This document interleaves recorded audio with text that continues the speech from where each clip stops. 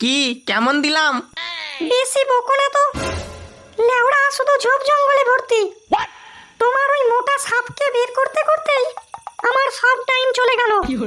কি করব বলো সোনা, বুঝতেই পারছো এখন তো শীত, এই শীতের সঙ্গে বাঘ টক্কর দিতে পারে না, আর সেই জায়গায় আমার অ্যানাকন্ডা তো কোন দূর ছাড়।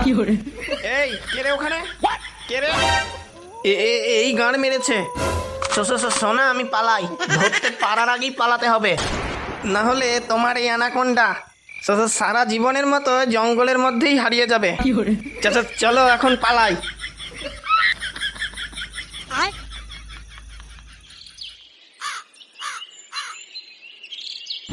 जीना यहाँ मरना यहाँ, पक पक के लिए जाना कहाँ।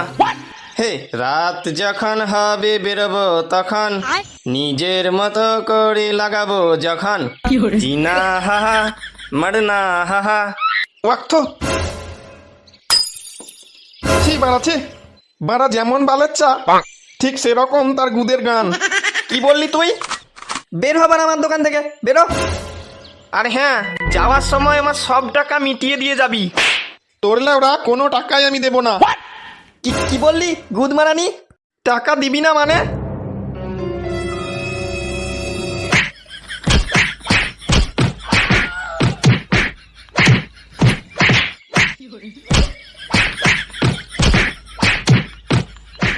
কিরে বাড়া, এখানে কি হচ্ছে? চন্দন চায়ের দোকান ছেড়ে কাকে ধরে খেলাচ্ছে? দাঁড়া দাঁড়া, আগে এই গুদমারানি গুলোকে থামাই। এই বাড়া, এই চন্দন থাম, বকে দাদা থাম। কই রে গুদমারানি, থাম। বাবারে, খানকির ছেলে মেরে গাড় ভেঙে দিল রে। চুদির ভাই আমার টাকা না মেটালে গাঁড়ের ভেতর হাত ঢুকিয়ে টাকা বের করে আনবো, এই বলে দিলাম। তা কিসের টাকা রে চন্দন? দেখ ভাই, আমার টাকার খুব দরকার। এই চুদির বেটা ধার খেয়ে যাবে আর টাকা মেটাবে না। তা তোর এত টাকার দরকার কিসের? আমার বউয়ের শরীরটা এখন খুব খারাপ, ওকে ডাক্তার দেখাতে অনেক টাকা লাগবে। এই যে কাকা, চন্দনের টাকাটা মিটিয়ে দাও, না হলে এর পরে যখন গাড়ে বাড়ি পড়বে তখন শুধু পোঁত দিয়েই নয়, মুখ দিয়েও গু বেরোবে। চল রে ফাটা। হ্যাঁ বাড়া, চল চল। আজকে খাসি তোমায় খাবো, খেয়ে দে গাড় জুড়াবো। আজকে খাসি তোমায় খাবো, খেয়ে দে গাড় জুড়াবো। ইরি বাড়া, বৌদি সাত সকালে বাইরে বসে কি করছে? কি বৌদি, কি করছো? আর বলো না পটলা, খুব ঠান্ডা লাগছে, তাই এই সকালবেলায় রোদে গাটাকে একটু গরম করে নিচ্ছি।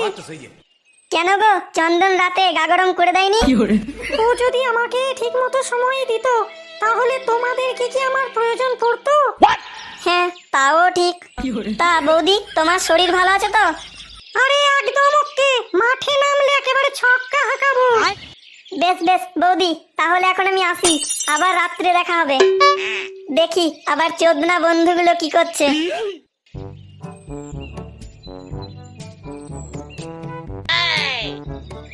কি গো জেঠু, বসে বসে কি অত চিন্তা করছো? কে ছিল ওটা? কে? কে কোথায় গিয়েছিল জেঠু? একটি চোদনা আমার ঘরের সামনে। এখানে লেওরা কি যাতা বকছে? ও কাকা, বলছি কয়েকটা জিনিস নেব, দেবে? খানকির ছেলে যখন লুটে নিয়ে পালালো তখন আমি কিচ্ছু করতে পারলাম না, আর এখন কি দেব? আরে ধুর বাড়া, বালের দোকানে সদা করতে এসেছি।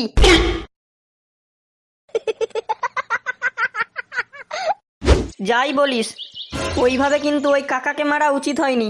আরে বাড়া, সেটা তো আমরা বুঝতে পারছি, কিন্তু ওই চুদির ভাই চন্দন কি জানে যে একজন বয়স্ক মানুষকে মারাটা কতটা খারাপ কাজ? কাকে কি মারার কথা হচ্ছে শুনি? আর বলিস না ভাই, যখন আমরা ক্লাবের দিকে আসছিলাম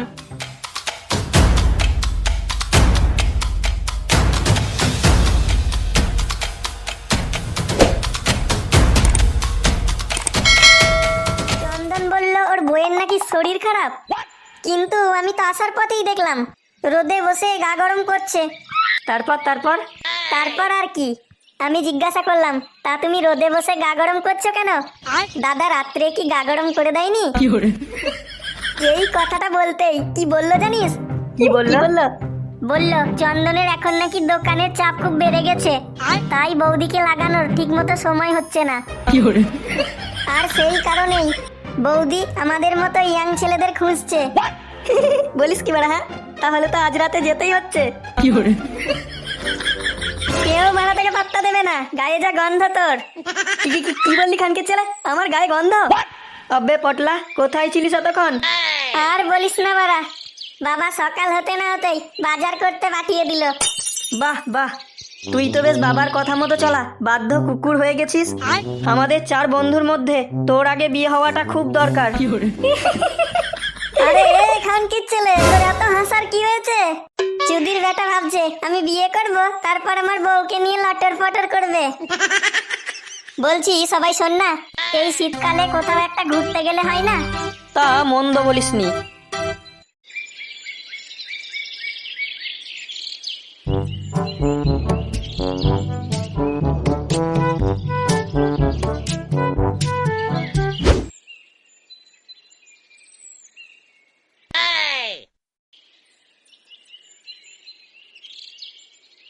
ওরে বাড়া, মাগি আবার ফেস পাউডার মাখছে।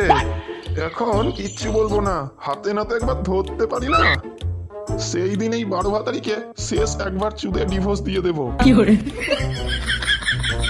তোর টাকা যখন নেই তাহলে আর ঘুরতে যেতে হবে না, তার চেয়ে বরং একটা পিকনিক কর। শুধু পিকনিক করা হোক বললেই হবে? জিনিসপত্রের আজকাল যা দাম বেড়েছে, সেগুলো তো জানতে হবে কোনটার কি দাম। কেন আমাদের সংসারের ছেলে পটলাকে জিজ্ঞাসা কর না। এই যে চুদির ভাই, চুপচাপ বসে কেন রে, বল। শুয়োরের বাচ্চা, এমন করে বলছিস সংসারের ছেলে? তা আমি বাড়া সংসারের জন্য কি করেছি শুনি? দোকানে সদা করতে গিয়ে তো দেখলাম মুদি জেঠু গাড়ে হাত দিয়ে কি যেন ভাবছে, আর বলেই চলেছে ওটা কি ছিল, লুটে নিয়ে চলে গেল, এই সব।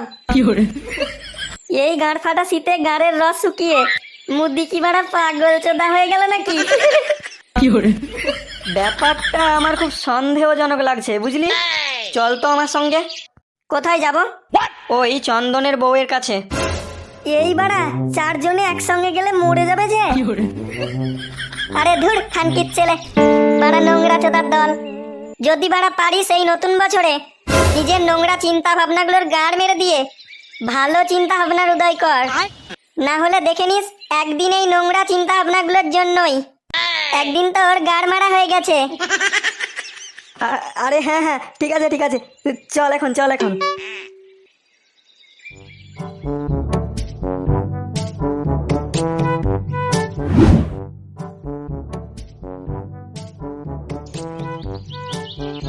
কি দিনু, তুই হঠাৎ থেমে গেলি যে? আর বলিস না, পেটটা কেমন মোচড় দিয়ে উঠছে। ভাবছি ওই ঝোপটায় গিয়ে একটু হালকা হয়ে আসি। খানকির ছেলে খেতেও ছাড়বে না আর বার করতেও ছাড়বে না। তোর বাপের খাই নাকি রে চুদির ভাই? আরে ঝগড়া থামা না ভাই, তুই যা করে আয়, আমরা দাঁড়িয়ে আছি। না না, আর দাঁড়াতে হবে না। এক কাজ কর, সেই যখন চন্দনের বউয়ের কাছেই যাচ্ছি, তো যাওয়ার পথে চন্দনের দোকান দিয়ে হয়েই যাবি, ঠিক আছে? কেন? উফ বাড়া, যা বলছি কর না। আচ্ছা আচ্ছা, ঠিক আছে ঠিক আছে, তুই যা। A few inches later. সত্যি বৌদি, যত দিন যাচ্ছে তুমি আরো ডাবগা হয়ে উঠছো। বাজে ছেলে একটা, তোমার মুখে কিছু আটকায় না? ওর মুখে বাড়া কিছুই আটকায় না। আরে এই তো দিনুও চলে এসেছে। কাকি রে, তোর পায়খানা করতে এত সময় লাগে নাকি? পায়খানা করতে এত সময় লাগে না, কিন্তু হ্যাঁ, পায়খানার সঙ্গে যদি হাতও চলে তাহলে সময় লাগে। কি বলছো তুমি? ও ও কিছু না বৌদি, ও কিছু না। তা হ্যাঁ রে, তোদেরকে যে চন্দনের দোকান দিয়ে আসতে বলেছিলাম, সেটা এসেছিস?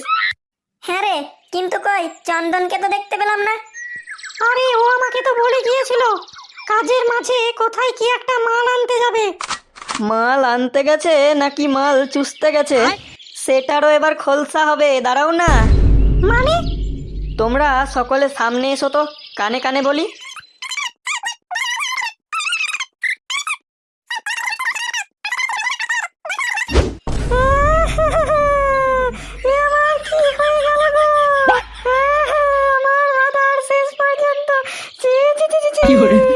আরে বৌদি, এবার ভেঙে পড়ো না, আমি এখনো শিওর নই যে ওটা চন্দনই ছিল। শোনো, যেটা বলছি মন দিয়ে শোনো, হাতে বেশি সময় নেই।